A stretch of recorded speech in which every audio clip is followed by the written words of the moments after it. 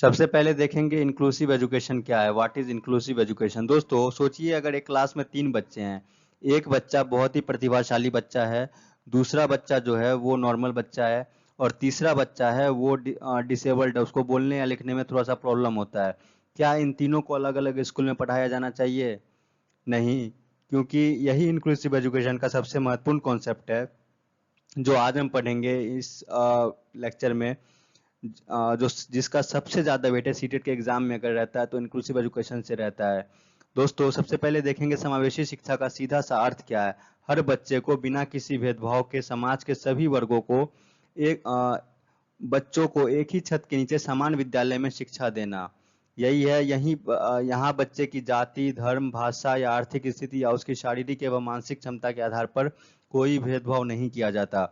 वरना ऐसा हो सकता था कि कोई बच्चा के पेरेंट्स जो है वो रिच हैं तो उनके लिए अलग से व्यवस्था की जाती है, एक बच्चा है जो बहुत पुअर फैमिली से है उनके लिए अलग व्यवस्था की जाती, अलग स्कूल होता है, एक बच्चा है जो डिसेबल्ड है उसके लिए अलग स्कूल की व्यवस्था की जाती है। ऐसा जो है बिल्कुल भी इंक्लूसिव एजुकेशन में नहीं है। इंक्लूसिव एजुकेशन क्या कहता है? बिना किसी भेदभाव के समाज के सभी वर्गों को के बच्चों को एक ही छत के नीचे समान विद्यालय में शिक्षा देना।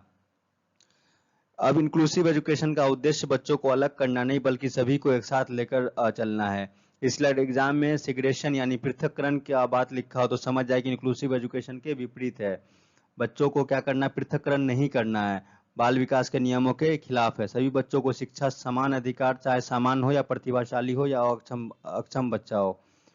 व्यवस्था बच्चे के अनुसार बदलेगी, बच्चा व्यवस्था के अनुसार नहीं बदलेगा। आप लोग को सीटेट के पेपर हो या कोई सा भी पेपर हो, ये एक क्वेश्चन हमको लगता है कि हर साल जो है, चाहे जनवरी में पूछे या दिसंबर में पूछे, पूछता ही है कि व्यवस्था कैसा होना चाहिए। स्कूल के व्यवस्था के अनुसार बच्चों को होना चाहिए या बच्चों के अनुसार व्यवस्था को होना चाहिए। तो वहाँ पे आपको 100% टिक करना है कि व्यवस्था किस तरह होना चाहिए, बच्चों के अनुसार होना चाहिए। व्यवस्था बच्चे के अनुसार बदलेगी और बच्चा व्यवस्था के अनुसार नहीं बदलेगा। समावेशी शिक्षा का क्या है सीधा सा मंत्र? शिक्षा का अधिकार सभी बच्चों को है, इसलिए स्कूल की व्यवस्था बच्चे के अनुसार बदलेगी, लेकिन बच्चा स्कूल के अनुसार नहीं बदलेगा। अब हम देखेंगे इंक्लूसिव एजुकेशन। यहाँ हम कहते हैं कि अधिगम और क्षमता यानी बच्चों को सीखने, पढ़ने या लिखने में आने वाली समस्याएं। मुख्य रूप से ये दोस्तों 4 समस्याएं हैं, 4 विकार हैं जो हैं डिसलेक्सिया, डिस्ग्राफिया, डिसकैलकुलिया और डिस्प्रैक्सिया।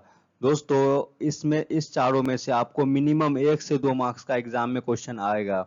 ये 100% आप लोग पीवाईक्यू पलटा के देख लेना, चाहे वो डिसलेक्सिया हो, डिस्ग्राफिया हो, डिसकैलकुलिया हो, डिस्प्रैक्सिया हो। अब हम एक एक करके देखेंगे डिसलेक्सिया क्या है। सोचिए अगर कोई बच्चा बार बार SAW, यहाँ 100 लिखा हुआ है, SAW 100 को WAS पढ़ दे, उल्टा पढ़ दे, WAS वाज पढ़ दे, B और D में भ्रमित हो जाए, इन जैसे अक्षरों में कंफ्यूज हो जाए तो वो बच्चा कमजोर है? बिल्कुल भी नहीं कमजोर है। हो सकता है वो बच्चा किससे प्रभावित हो? डिसलेक्सिया से प्रभावित हो। डिसलेक्सिया होता है क्या? पढ़ने से संबंधित विकार, शब्दों या अक्षरों को पहचानने और पढ़ने में कठिनाई होता है। उदाहरण के लिए बच्चा 100 को देख के SAW को देख के क्या पढ़ दिया? उल्टा WOS पढ़ सकता है। B और D को बार बार उल्टा पुल्टा समझ सकता है। ध्यान रखिए डिसलेक्सिया को का इंटेलिजेंस से कोई संबंध नहीं है। ऐसे बच्चे सामान्य बच्चों की तरह ही बुद्धिमान होते हैं। दोस्तों अगर बुद्धिमान वाले टॉपिक से रिलेटेड अगर आपको प्रॉब्लम हो रहा हो तो लास्ट वीडियो में हमने कराया था, अभी आई बटन पे आप लोग क्लिक करके देख सकते हैं लास्ट वीडियो। उसमें आप लोग देखेंगे कि इंटेलिजेंट बच्चा IQ लेवल क्या होता है, सारे स्टूडेंट का जो है नॉर्मल IQ लेवल क्या होता है, जो सबसे ज्यादा सीटेट में पूछे जाते हैं। ध्यान रखिए डिसलेक्सिया का इंटेलिजेंस से कोई संबंध नहीं है। ऐसे बच्चे क्या हैं? सामान्य बच्चों की तरह ही बुद्धिमान होते हैं, लेकिन उनके सीखने का तरीका थोड़ा सा अलग होता है। अगर आपने आमिर खान की एक मूवी देखी होगी, कौन सी मूवी है? तारे जमीन पर फिल्म देखी है, तो उसमें ईशान अवस्थी डिसलेक्सिया से संक्रमित थे। उनको पढ़ने में प्रॉब्लम आती थी। अगर आपने वीडियो वो नहीं देखा होगा मूवी, तो यूट्यूब पे कुछ क्लिप होगा कहीं पे, आप देख लेना। वो वो कैसे पढ़ता था? उल्टा पढ़ता था। डिसलेक्सिया जैसे इस तरह से डी लिखना होगा तो डी को उल्टा लिख देगा, वाई तो उल्टा लिखने में भी सेम ही दिखेगा, एस लिखना होगा इस तरह का लिख देगा बच्चा इस तरह का, एल को करना होगा इस तरह का, बच्चा लिख देगा उल्टा तरीके से इस तरह से। तो वो बच्चा को प्रॉब्लम किस चीज से है? डिसलेक्सिया से वो बच्चा जो है प्रॉब्लम फेस कर रहा है, इस वजह से वो बच्चा उल्टा लिख पढ़ रहा है। वो बच्चा में क्या जो है चीज की कमी नहीं है, इंटेलिजेंस की कमी नहीं है, वो बच्चा बुद्धिमान है, बट वो किस चीज के से विकार में वो फेस कर रहा है, वो डिसलेक्सिया से फेस कर रहा है। दोस्तों अब हम बात करते हैं डिस्ग्राफिया की। डिस्ग्राफिया देखने से ही लग रहा है बीच में ग्राफ आ रहा है, और इसको याद रखना इसलिए भी सबसे आसान हो जाता है कि ग्राफ का इस्तेमाल हम किस चीज में करते हैं, कागज पर बनाते हैं, लिखते हैं। यानी डिस्ग्राफिया का संबंध राइटिंग से होता है। जब किसी बच्चे को लिखने में, स्पेलिंग मिस्टेक करने में और पेंसिल को सही तरीके से पकड़ने में प्रॉब्लम होती हो, और तो उसको क्या कहेंगे, डिस्ग्राफिया कहेंगे। सीटेट के लिए जो सबसे आसान रहेगा आपको, जैसे डिस्ग्राफिया का पूछेगा कि डिस्ग्राफिया का प्रॉब्लम से क्या फेस करना पड़ता है, तो उसमें आप ग्राफ देख के समझ जाना कि लिखने से संबंधित प्रॉब्लम होती है, चाहे वो पेंसिल को उंगली से पकड़ने में हो, या यहाँ आप देख सकते हैं डिस्ग्राफिया से जो जूझ रहा बच्चा है उसको लिखने में इस तरह से परेशानी होती है, वो लिख ही नहीं पाता। तो इससे इसका संबंध जो है किस चीज से है, लिखने से संबंधित है। अब जो थर्ड नंबर है वो है डिस्कैलकुलिया। दोस्तों नाम से ही लग रहा है कैलकुलेटर याद आना चाहिए। डिस्कैलकुलिया का नाम सुन के ही क्या याद आता है, कैलकुलेटर, कैलकुलेशन यानी गणना करना। इसलिए डिस्कैलकुलिया का संबंध मैथमेटिक्स से होता है। जब किसी बच्चे को नंबर समझने में, जोड़ घटाव करने में, मैथमेटिकल ऑपरेशन करने में या टेबल्स याद करने में कठिनाई होती है, तो उसको क्या कहेंगे, डिस्कैलकुलिया कहेंगे। गणितीय गणना से संबंधित विकार, अंकों को समझने, गणित में जोड़ घटाव करने या पहाड़े याद करने में कठिनाई होती है। और आसान क्या रहेगा आपके लिए याद रखना, डिसकैलकुलिया, कैलकुलेटर बीच में आ रहा है कैलकू, तो उससे हम कैलसी करके, कैलकुलेटर का यूज किस में होता है, मैथमेटिक्स से होता है, तो इसलिए हम क्या कहेंगे कि गणितीय गणना से संबंधित विकार जब होगा तो क्या कहेंगे, उसको डिसकैलकुलिया कहेंगे। अब नेक्स्ट है डिस्प्रैक्सिया। मान लीजिए बच्चा सब कुछ समझ रहा हो, लेकिन जब उसे कोई काम करने या को कहा जाता हो तो उसके हाथ और दिमाग के बीच में सही कोऑर्डिनेशन नहीं बन पा रहा है, उसको क्या कहेंगे, डिस्प्रैक्सिया कहेंगे। शारीरिक समन्वय, गतिक कौशल विकार, दिमाग और शरीर के अंगों के बीच सही तालमेल नहीं होना, पेन पकड़ने में, बटन बंद करने में, गेंद कैच पकड़ने की समस्या, इसको क्या कहेंगे, डिस्प्रैक्सिया कहेंगे। यानी बच्चा का ब्रेन और बॉडी मूवमेंट्स के भी तालमेल नहीं हो पाता हो बीच में। दोस्तों अभी आप प्रिपरेशन कर रहे हैं कि क्या बनने का, टीचर बनने का। और जब जब आप टीचर बन जाएंगे तो उसके बाद कई तरह के स्टूडेंट्स आएंगे। ऐसे भी स्टूडेंट्स आएंगे जिनको देखने में प्रॉब्लम होती होगी, किसी को सुनने में प्रॉब्लम होती होगी, तो आप सबको ये नहीं कह सकते, किसी को भी नहीं कह सकते, सबको नहीं, किसी को भी नहीं कह सकते कि तुम स्कूल चेंज कर लो, बल्कि आपको स्कूल को चेंज करना है स्टूडेंट के हिसाब से। सबसे जो यहाँ पे मेन है वो है डिफरेंशिएटेड इंस्ट्रक्शन, विभेदित निर्देश। सभी बच्चों को सभी बच्चों के लिए एक ही लाठी का इस्तेमाल नहीं करना, क्लासरूम की विविधता को स्वीकारना है। इसका सीधा सा अर्थ क्या है, क्लास में हर बच्चा अलग है, इसलिए सभी बच्चों को एक ही तरीके से पढ़ाना सही नहीं होगा। एक अच्छा टीचर वही है जो बच्चों की आवश्यकता के अनुसार अपनी टीचिंग स्ट्रेटेजी को बदल सके। उदाहरण के लिए यदि कोई बच्चा देख नहीं सकता तो उसके लिए हम क्या मतलब जो इंतजाम करवाएंगे, ब्रेल स्क्रिप्ट का, ऑडियो बुक का, ऑडियो मटेरियल का उपयोग किया जा सकता है। यदि कोई बच्चा सुन नहीं सकता तो उसके लिए क्या, sign language, visual content, videos का उपयोग किया जा सकता है। यानी टीचर का काम बच्चों को बदलना नहीं है, बल्कि टीचिंग मेथड को बच्चों की आवश्यकता के अनुसार ढालना है। यही इंक्लूसिव एजुकेशन की वास्तविक भावना है, और इसी कारण से हम कहते हैं कि स्कूल चाइल्ड के अनुसार बदलेगा, चाइल्ड स्कूल के अनुसार नहीं। अब दोस्तों पूरे टॉपिक का जो रिवीजन हम कर लेते हैं एक बार।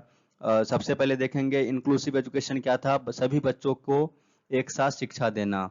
डिसलेक्सिया क्या था, रीडिंग प्रॉब्लम। डिस्ग्राफिया क्या था, राइटिंग प्रॉब्लम, लिखने में जो विकार था उसको डिस्ग्राफिया कहते थे। डिस्कैलकुलिया क्या था, मैथमेटिक्स प्रॉब्लम। डिस्प्रैक्सिया क्या था, कोऑर्डिनेशन या मूवमेंट प्रॉब्लम। डिफरेंशिएटेड इंस्ट्रक्शन क्या था, हर बच्चे की आवश्यकता के अनुसार अलग टीचिंग मेथड। अगर आपको ये सारे कीवर्ड्स याद हो गए तो इस टॉपिक के अधिकांश क्वेश्चन आपसे आसानी से बन जाएंगे। अब दोस्तों देखते हैं कुछ क्वेश्चंस जो एग्जाम के पॉइंट ऑफ व्यू से इंपोर्टेंट रहेगा। Question number 1, what is the primary objective of inclusive education. समावेशी शिक्षा का मुख्य उद्देश्य निम्नलिखित में से क्या है। विशेष बच्चों को सामान्य बच्चों से अलग करना, सभी बच्चों को उनकी क्षमताओं के बावजूद समान शिक्षा का अवसर देना, केवल आर्थिक रूप से कमजोर बच्चों को पढ़ाना, या स्कूल की व्यवस्था के अनुसार बच्चों को पूरी तरह से बदलना। दोस्तों यहाँ साफ साफ आंसर दिख रहा है ऑप्शन नंबर बी में, कि सभी बच्चों को उनकी क्षमताओं के बावजूद समान शिक्षा का अवसर देना। यही था हमारा क्या, इंक्लूसिव एजुकेशन का मेन मोटिव। क्वेश्चन नंबर 2, एक बच्चा अपनी कक्षा में SAW को WS पढ़ता है और B तथा D के अक्षरों के बीच भ्रमित होता है, वह किस अधिगम अक्षमता से पीड़ित है। क्या वो डिस्ग्राफिया से पीड़ित है, डिसकैल्कुलिया से पीड़ित है, डिसलेक्सिया से पीड़ित है या डिस्प्लेक्सिया से पीड़ित है। दोस्तों इसका आंसर ऑप्शन नंबर सी, वो बच्चा किससे पीड़ित है, डिसलेक्सिया से पीड़ित है। यहाँ सीटेट का सबसे पसंदीदा सवाल है, जब कोई बच्चा अक्षरों को पहचानने में या पढ़ने में गलती करता है, जैसे ऐसे डब्ल्यू को डब्ल्यू एस पढ़ना, तो हम उसे क्या कहेंगे, डिसलेक्सिया कहते हैं, जो पठन विकार है। इसका सही आंसर क्या था, ऑप्शन नंबर सी। अब दोस्तों देखते हैं क्वेश्चन नंबर 3, लेखन कौशल राइटिंग स्किल में निरंतर कठिनाई का सामना करने वाले बच्चों में किस विकार संभावना की सबसे अधिक होती है। A child facing continuous difficulty in writing skill is most likely to have which disorder, dyslexia, dysgraphia, dyscalculia या एडीएचडी। दोस्तों इसका आंसर ऑप्शन नंबर बी, हमने देखा था ग्राफिया। ग्राफिया के हिसाब से लिखने में, ग्राफ पे हम क्या बनाते हैं, ग्राफ आपने ग्राफ कॉपी देखा होगा, उस पर हम लिखते हैं, उस पर जो है स्टार्टिंग में बच्चों को दिया जाता है लिखने के लिए, राइटिंग सही होने के लिए, क्योंकि उसमें कॉलम बाय कॉलम बने होते हैं, तो इस वजह से लिखने से प्रॉब्लम जो भी आएगी तो उसको क्या कहेंगे, डिस्ग्राफिया कहेंगे। क्वेश्चन नंबर 4, गणितीय गणनाओं, अंकों को समझने और पहाड़ों याद रखने में गंभीर समस्या का सामना करने वाले बच्चों को क्या कहा जाएगा। A child facing severe problem in mathematical calculation, understanding number and memorizing table is said to have, क्या वो डिसकैल्कुलिया कहा जाएगा, डिस्प्रैक्सिया कहा जाएगा, डिसग्राफिया कहा जाएगा या डिसलेक्सिया कहा जाएगा। दोस्तों इसका आंसर है ऑप्शन नंबर ए, डिसकैल्कुलिया। हमने देखा था कि जिस कैलकुलिया नाम से ही आपको लग रहा है कैलकुलेटर, यहाँ हम लोग यूज देख सकते हैं और याद रखने के लिए इजीली समझ सकते हैं। कैलकुलेटर का यूज जो है मैथमेटिक्स से रिलेटेड होता है, तो डिसकैल्कुलिया का यूज हो जाएगा पहाड़ों को याद रखने में, गणनाओं में, मैथमेटिकल ऑपरेशन में यूज आएगा। नेक्स्ट क्वेश्चन नंबर 5, एक समावेशी कक्षा में एक शिक्षक को विविध आवश्यकताओं वाले बच्चों के लिए क्या करना चाहिए। सभी बच्चों के लिए समान एक मानकीकृत निर्देश का उपयोग करना, बच्चों के व्यक्तिगत आवश्यकताओं के अनुसार विभेदित निर्देश, केवल उन बच्चों पर ध्यान देना जो शारीरिक रूप से पूरी तरह समान है, या बच्चों को उनके आईक्यू के स्कोर पर अलग समूहों में बांट देना। दोस्तों इसका आंसर ऑप्शन नंबर बी, बच्चों को व्यक्तिगत आवश्यकताओं के अनुसार विभेदित निर्देश देना, सभी बच्चों को उनके अनुसार से निर्देश देना। कोई बच्चा इंटेलिजेंट ज़्यादा है तो उसके लिए थोड़ा सा हार्ड क्वेश्चन दे देना, कोई बच्चा जो है देख नहीं पा रहा तो उसके लिए हम वीडियोग्राफी का इंतज़ाम करवाना, कोई बच्चा सुन नहीं पा रहा तो उसके लिए ऑडियो बुक का इंतज़ाम करवाना। ऐसा होना चाहिए, स्टूडेंट के हिसाब से टीचर को अपने आप को फ्लेक्सिबल होना चाहिए। थैंक यू सो मच दोस्तों, अगर आपको ये वीडियो अच्छा लगा हो तो लाइक एंड सब्सक्राइब करें, और जो भी टॉपिक में आपको प्रॉब्लम आ रही हो वो कमेंट बॉक्स में बताना, हम उसके लिए वीडियो प्रोवाइड करवाएंगे। Thank you so much.